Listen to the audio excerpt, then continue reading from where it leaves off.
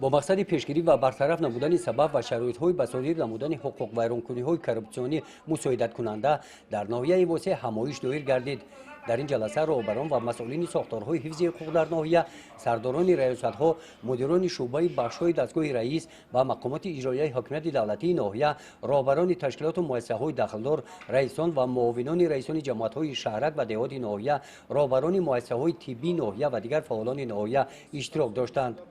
در جلسه ناظران بخش مقاومت به کرپسیون شعبه اگنتی نظارت دولتی مالیوی و مبارزه با کرپسیون جمهوری تاجیکستان در شهر و ناحیه‌های منطقه کلاه برآمد نموده تاکید نمودند که مبارزه علیه کرپسیون استوار نمودن ارزش‌های دموکراسی در جامعه، احترام حقوق انسان‌ها و پیشگیری کردن پیامدهای نامطلوب آن است.